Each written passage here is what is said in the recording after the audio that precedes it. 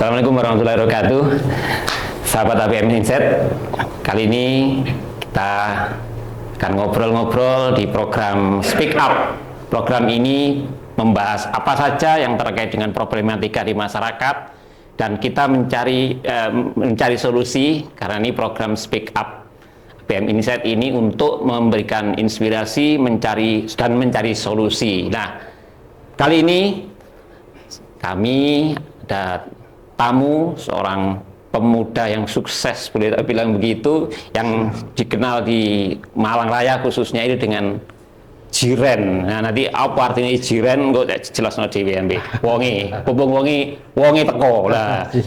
Masih muda tapi sukses dari sisi usaha, sukses dari sisi kemasyarakatan, dan tentu kesuksesannya tidak mudah. Ya, tidak mudah itu kayak apa? Semoga ini nanti menjadi inspirasi. Jadi sebagai pengantar, sahabat APM Insight, Haji Ren ini pengusaha properti, juga ada beberapa dunia bisnis. Kita berharap masyarakat, khususnya anak-anak muda, bisa terinspirasi dari program ini. Nanti akan disampaikan oleh jiren. Nah, bisa dijelaskan jiren itu sebenarnya gimana ceritanya kok jiren nih? Siap, terima kasih. Jadi jiren panggilan kawan-kawan sih sebenarnya. Di Haji Reza. Oh, jiren. Haji Reza. Dan alhamdulillah kebetulan lagi banyak poster-poster di Kota Malang. Jadi saya merasa terpanggil seperti itu. Jadi karena mungkin saya pikir kalau di Primalen itu kita properti, dan alhamdulillah sudah sejak dari 2012-2013 bulan Primalen, alhamdulillah Allah ridho, perumahan alhamdulillah banyak di Kota Malang, dan kemudian ada sebuah namanya mungkin masih jiwa muda, udah agak tua nih ya, 40 ini kan.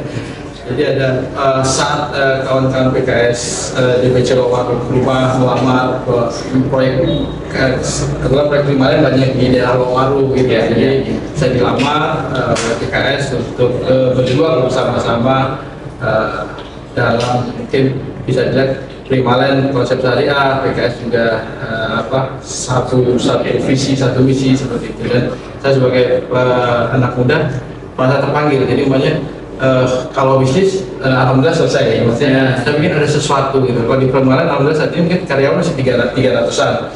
Kalau lewat jalur politik, mungkin keberaniannya bisa lebih luas seperti itu. Jadi alhamdulillah saat itu saya nego ke istri, izin ke istri dan ibu, dan beliau mensupport saya. Jadi alhamdulillah restu mereka saya fight untuk Jadi sebelum ngomong terkait politik ya, tadi disebut punya usaha properti, juragan kos juga.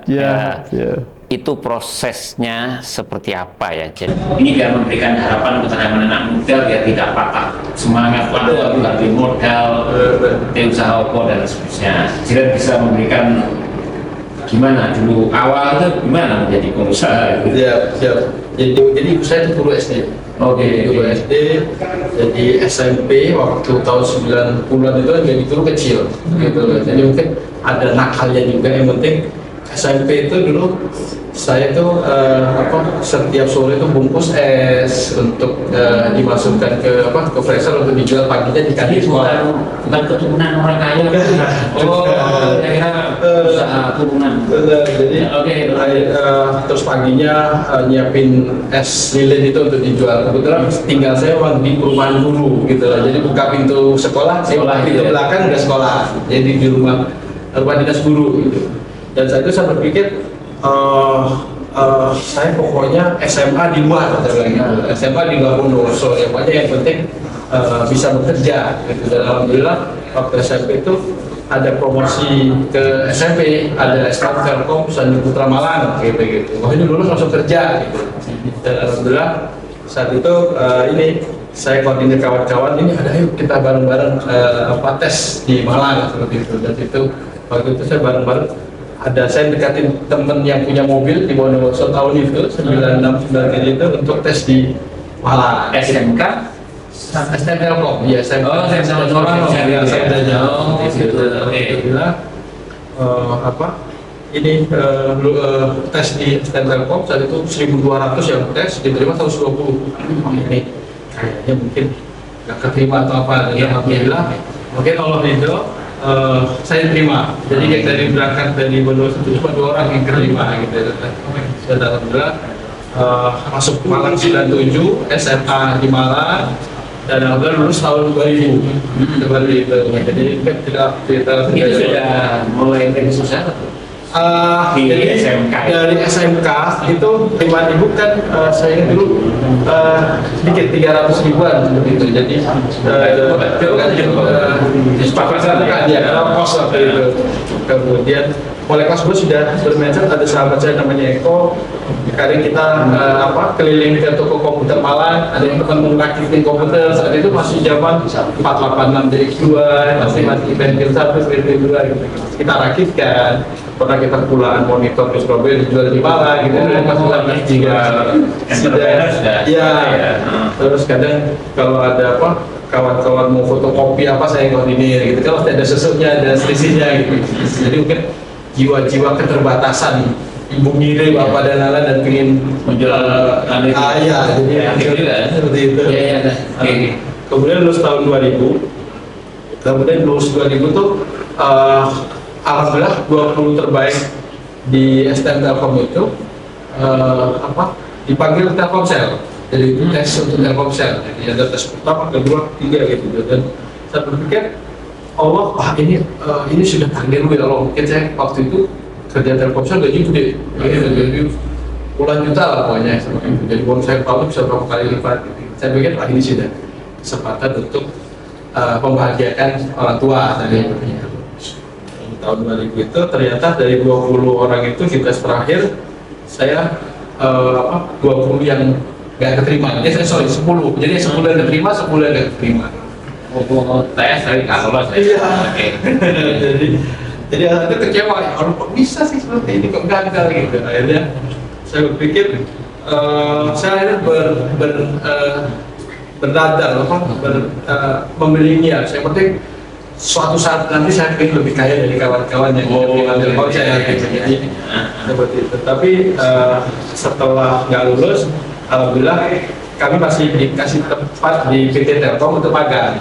Jadi lulusan STM Telkom tahun 2000. Jadi yang khusus yang ikut tes atau yang nggak keterima kan waktu tahun 2000 itu macam-macam ya tes itu, ada Indosat, ada Telkomsel, ada PT Telkom, ada atau itu dan yang lain.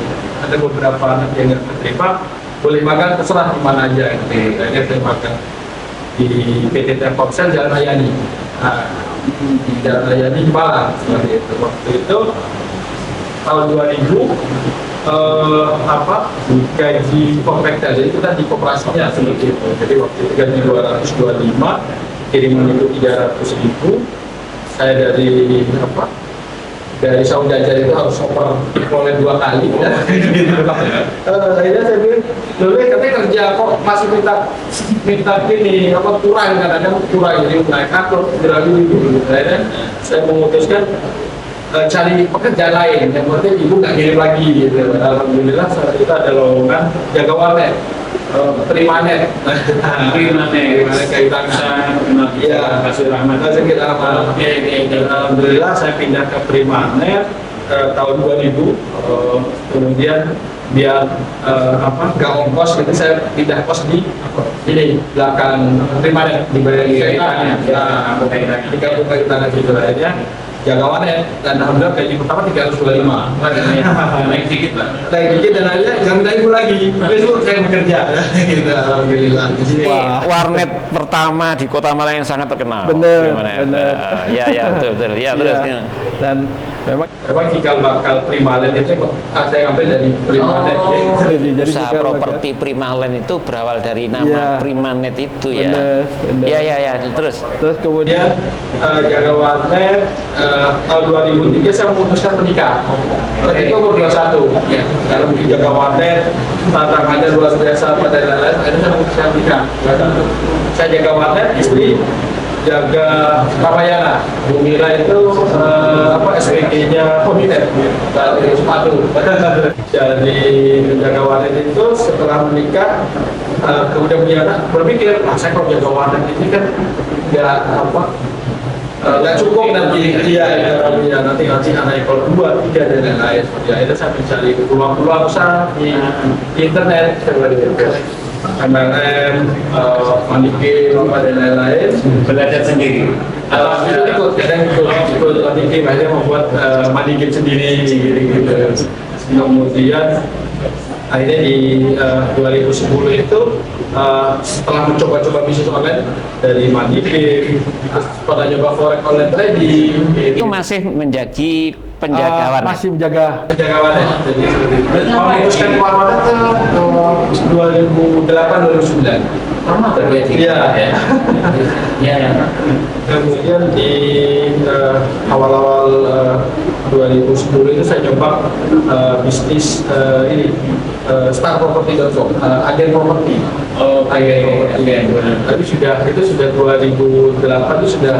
Yang Di belajar trading tadi sudah bersukses atau gimana? Masih Jadi waktu belajar awalnya di MLM itu, kemudian saya coba trading, ternyata kan banyak ruginya.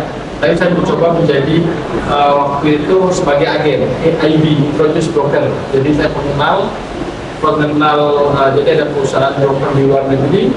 Saya buat website, kan mungkin basic saya di internet, di STM Telkom itu, buat website, promosi, dapat member banyak. agen apa ya? Fasilitator atau apa? Iya benar, fasilitator. Ya, trading itu tadi. Trading lagi. Jadi bantu deposit, bantu withdrawal.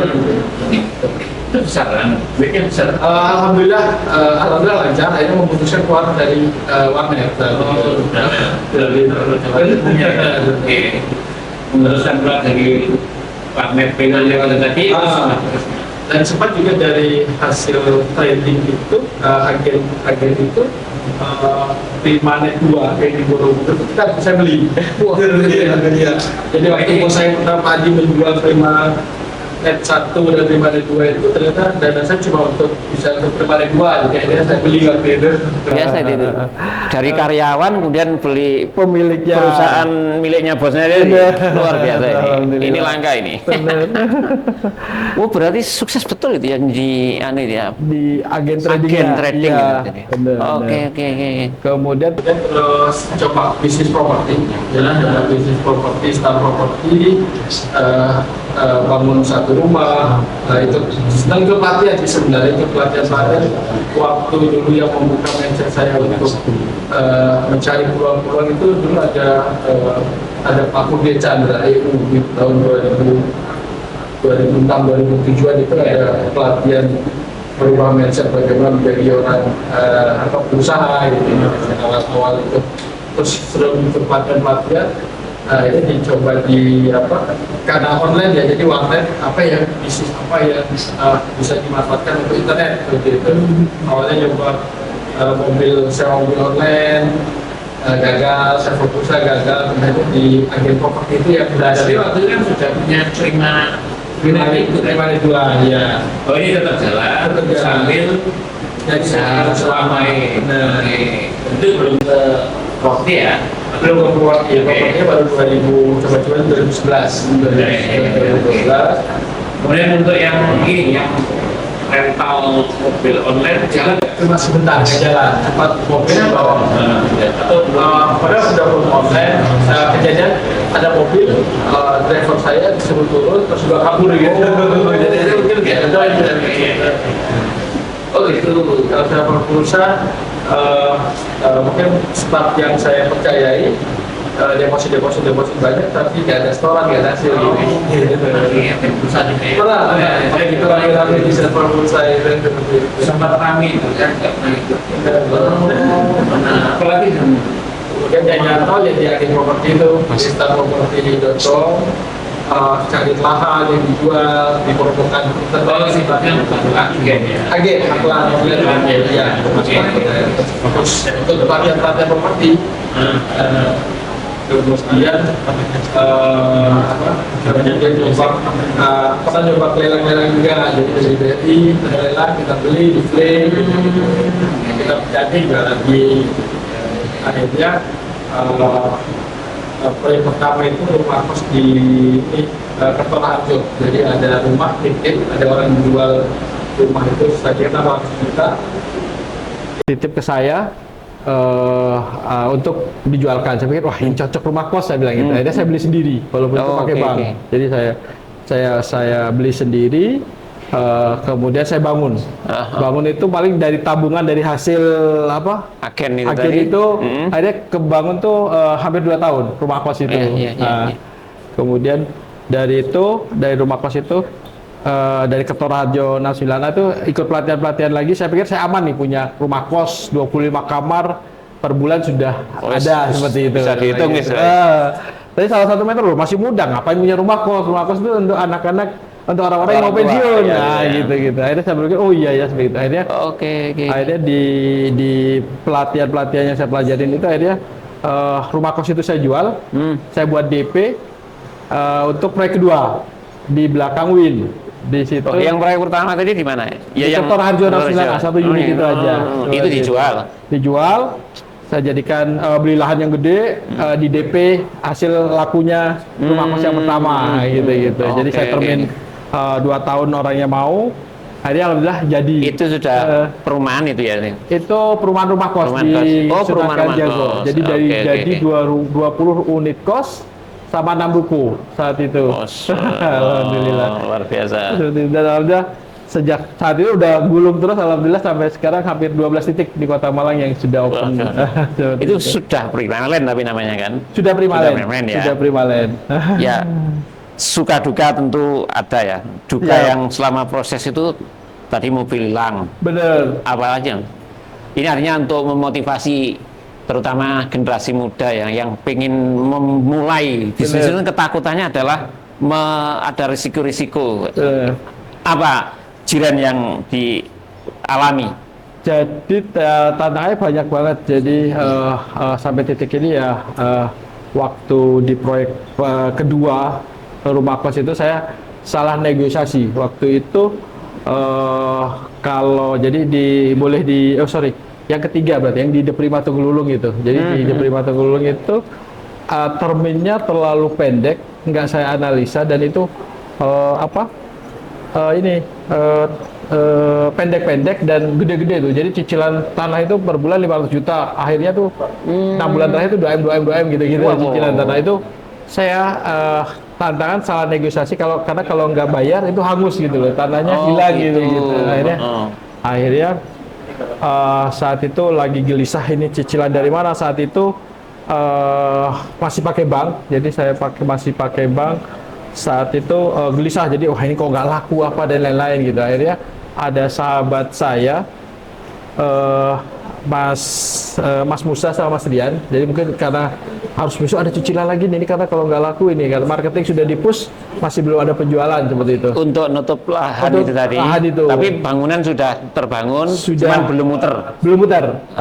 Saat itu. Padahal harapannya kan untuk nutup beli lahan itu dari perputaran ini, cash flow-nya. Bener. Akhirnya diajak ke Jakarta, di situ ada Ustadz Samsul Arifin, pengusaha tanpa riba. Jadi saat itu saya titik baliknya itu waktu di Jakarta itu diajak ke seminar Ustadz Samsul Arifin. Mungkin kemudian Yang mungkin kalau dari itu melanggar atau apa dan lain-lain. Jadi saat di pelatihan di 2013an itu akhirnya saya setelah di Jakarta saya berlihat saya kan utang bank apa dan lain-lain saya lunasi semua gitu. Jadi dari Jakarta itu dari titik balik Primalen jadi punya Islam tanpa proses pada tempat itu saat saya setelah saya pulang itu masih konvensional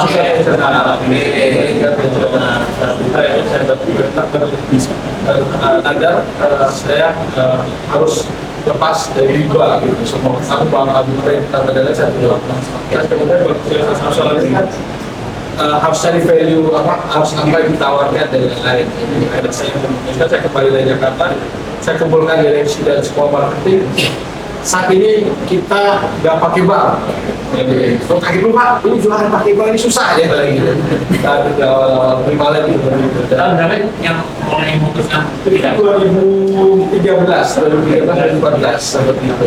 ya brandnya dari properti syariah sudah berarti Kata itu karena ditata langsung berubah syariah. Dan ada mungkin value yang berbeda di situ saat itu edukasi di bawah dan itu dan alhamdulillah sampai saat ini Allah mudahkan berkembang kemudian masih ada ternyata di masa masih ada cicilan berikutnya. ya Untuknya mana? itu waktu itu saya langsung merubah strategi pembelian tanpa bank tanpa denda, jadi otomatis mereka punya cash. Kalau Terus cash ya. 12 sampai 4 itu 18 bulan. Dan ternyata alhamdulillah, mungkin Allah itu banyak yang beli lah. Ada yang dokter, ada yang pengusaha minyak, pada berbondong-bondong beli dengan konsep ya saya ini baru. Jadi alhamdulillah semua terselesaikan sama satu itu. Yang saya tahu ini termasuk yang pertama loh untuk konsep perumahan syariah di Malaraya yang saya tahu Benar, ya. Itu benar. Jadi kita udah ternyata mulai Dari tahun 2014 sudah ada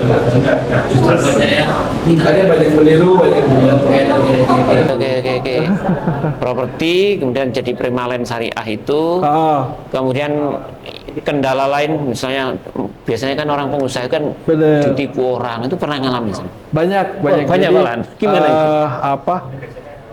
Karena membangun tim itu kan nggak mudah gitu. Jadi ada beberapa jatuh bangun yang kadang mungkin saya kurang koreksi apa dan lain-lain. Jadi ada ada yang nggak amanah gitu. Ya. Tapi ya itu proses Oh tapi di internal ya? Di internal. Tidak artinya dengan pihak luar misalnya beli tanah ternyata tanahnya nggak jelas misalnya gitu. Alhamdulillah karena mungkin serikut pelatihan jadi harus di tanahnya harus bagaimana kita pelajarin sebelumnya seperti itu sih. Jadi konsepnya ini tidak bermitra dengan masyarakat kan? Masyarakatnya lahannya lahan. Bener, kita termin ke masyarakat gitu ya, seperti itu. ya. Jadi kita termin 2 tahun, nanti kita bayar sambil nunggu laku, kita bayar tanahnya, kita buat konstruksinya. Ya, kemudian berkembang dari properti apalagi yang usaha. Alhamdulillah ya mulai tahun kemarin sih 2022 saya coba bersama kawan-kawan sih bisnis kuliner di Taman Bumi Langit. Jadi kita kolaborasi. Di mana itu? Di ini SMP 26 Nisan Permata. Taman Bumi Langit seperti itu. Terus Skyland itu ya. Itu wisata juga termasuk itu ya. Iya, Oke, juga bersama kawan-kawan Jakarta. Saya ada tempat bagus bangun Malang Skyland. Oke. Sudah properti sudah jalan lah ya. Alhamdulillah. Ada obsesi lain apa lagi nih? Ya tinggal obsesinya bagaimana tadi tuh balik ke awal bagaimana dengan menjadi anggota dewan bisa lebih tinggi lagi gitu lah. Jadi saya berpikir gini. Walaupun selain pengabdian, bagaimana konsep Kimal juga bisa lebih besar gitu. Jadi kan anggota dewan yang ikut pertandingan Misi itu ya. Jadi di secara nasional itu bahwa jiwa entrepreneur di Indonesia itu kan saya baca data itu 3,4%, hanya 3,4% entrepreneur di Indonesia. Benar. Sangat kecil. Idealnya untuk negara maju dan berkembang itu kan 14% dari jumlah penduduk. Nah ini kan bagaimana Jiren untuk memberikan dorongan anak muda terutama berjiwa entrepreneur. Tadi kan sudah banyak dijelaskan bahwa menjadi entrepreneur dan pengusaha sukses itu tidak harus jadi anaknya orang kaya gitu loh.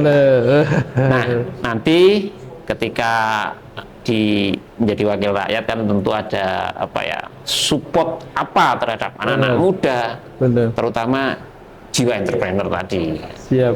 Apa kira-kira nanti yang Jadi ada beberapa program dari kami untuk anak muda.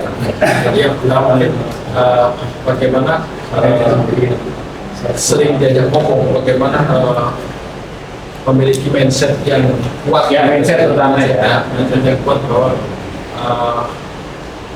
menjadi entrepreneur itu merupakan sebuah tantangan yang luar biasa dan bisa pengabdiannya juga bisa lebih banyak kalau daripada kita bekerja, jadi kita mempekerjakan orang. Iya. Kemudian gini, mindset bahwa politik ini sangat banyak bertentangan dengan apa ya, terlalu kotor, itu Jiren sudah memperhitungkan itu nggak ya, kira-kira oh dengan ikut berpolitik kadang mengganggu bisnis yang sudah jalan. Nah, ada nggak kekhawatiran begitu, atau justru sebaliknya? Kekhawatiran itu ada, jadi bagaimana itu bisa malah membuat perusahaan kita turun. Tapi karena niat yang baik, bagaimana banyak orang baik yang ada di dalam sana mengawal pemerintahan yang baik. Jadi saya sama PKN dan lain-lain bahwa di sekarang kita ini jadi bisa dibilang ini sedikit politik saya gitu. Itu bagaimana politik saya untuk bagaimana membantu setidaknya ikut membangun untuk membuat Kota Malang lebih baik lagi. Kekhawatiran karena dunia politik memang nggak bisa ditebak, jadi jadi kekhawatiran sekali ya, perubahan itu ya. Dari pandangan Jiren sebelum masuk ke Dewan itu, potret Kota Malang itu sebenarnya yang perlu dibenahi itu dari sisi, misal dari sisi ekonomi, dari sisi infrastruktur. Kalau lagi rame kan masalah banjir. Oke, silakan wisata programnya luar biasa belum selesai ya. Sebenarnya ada dua jalan keluar yang harus segera diatasi di banjir itu. Kita kan dicari bagaimana sumbernya itu dari mana? Sumber airnya apa? Iya, seperti itu. Sumber penyebabnya apa dan lain-lain. Kan sebenarnya sebuah masalah kan pasti ada masalahnya, ada penyebabnya. Itu harus biasanya segera.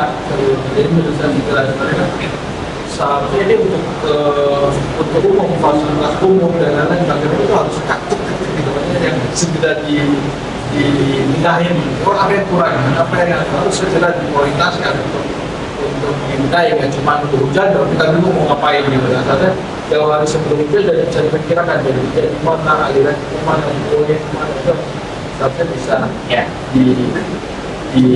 ditanggulangi.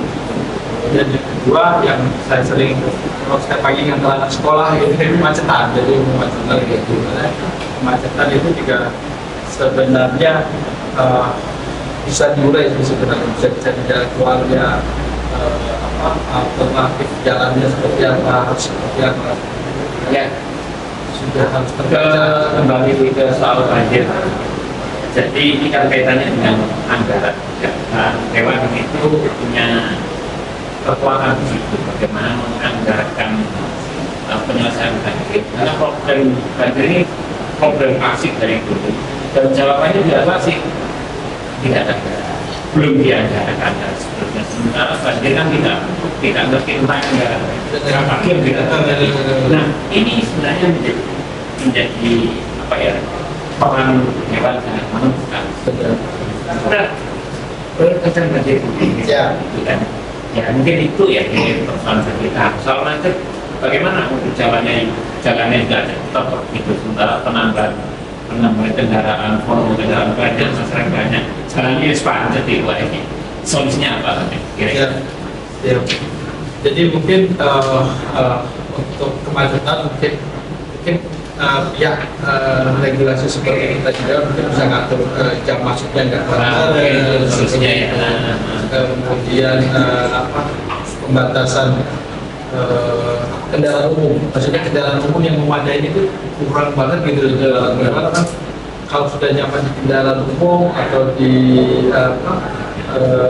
ada beberapa yang udah lagi berusaha di sekolah gitu ya, jadi yang harus bareng-bareng Atau menambahin sekolah seperti itu. Jadi sebenarnya banyak yang walaupun belum bisa ada anggarannya bisa diajak ke pihak swasta untuk bagi pemerintah itu sebenarnya mau lah untuk kebaikan kita bersama, narasi yang bagus. Artinya banyak solusi lagi sebenarnya. Dan meskipun setiap ada solusi itu selalu ada tantangan, misalnya pengadaan bus sekolah itu selalu benturan konflik kepentingan dengan mikrolet. Iya. Selalu begitu. Nah, gimana ini menyelesaikan mikro LED ini sampai sekarang juga belum tuntas kan itu. Benar, Nah, benar. ya tugasnya Jiren lah nanti. Siap. Kalau ya tentu Bismillah. kita berharap lah Jiren bisa mewarnai di situ Siap. nanti. Amin. Ya. Kok saya yakin lah itu bisa. Tentu kita berharap yang di dalam legislasi atau di mana legislatif itu orang-orang yang visioner lah. Amin. Amin. Visioner akan lebih bagus lagi kalau dia selesai di urusannya sendiri. Siap. Nah, ini tadi kan disebut urusan bisnis sudah selesai lah. Selesai. Ya, sahabat ABM Insight, kita berharap apa yang disampaikan Jiren, Haji Rendra, Mas Derajat Mas Derajat ini menjadi inspirasi kita. Pertama, bahwa untuk menjadi seorang pengusaha atau entrepreneur, jangan mikir modal dulu. Tadi sudah dijelaskan kan bahwa tanpa modal, bahkan hanya mindset dan semangat. Dan tentu jangan patah semangat lah. Itu semua ada jalan kalau kita mau, kira-kira begitu. Nah ya, ini saya ada yang kurang ya. Tadi nyinggung soal properti ya. Siap. Persoalan izin itu bagaimana di Kota Malang? Ini yang pelakunya lah, yang Siap. perizinan gimana? Karena banyak keluhan itu, yang sempat ada keluhan yang persoalan izin. Mau bikin perumahan lah misalnya. Iya. Jadi kalau di Primalen, alhamdulillah banyak dibantu juga sama kawan-kawan di perizinan dan alhamdulillah lancar. Lancar ya, Jadi mungkin yang di level UMKM, di level ada orang UMKM baru, mungkin nggak tahu harus SNI apa dan lain-lain kan harus dilengkapi. Dan Ya. Jadi problem di masyarakat, khususnya UMKM, itu mereka didorong untuk produksi, tetapi pemasarannya bagaimana Anda tahu. Benar. Kemudian didorong untuk ada legalitas. Benar. Tapi banyak kendala di bidang bagaimana aku mau ngurus legalitas ini gitu. Nah, inilah nanti menjadi problem-problem atau PR legislatif mendatang termasuk Jiren ini. Siap. Tentu kita berharap Jiren menjadi salah satu wakil kita lah, wakil masyarakat Malang, dan tentu lebih baik karena jiwa entrepreneur ini bisa ditularkan kepada generasi muda. Benar. Orang muda lah, muda yang sukses di bidang yang kita bisa mencontoh, menginspirasi dari apa yang sudah dilakukan. Terima kasih dan Assalamualaikum warahmatullahi wabarakatuh. Waalaikumsalam.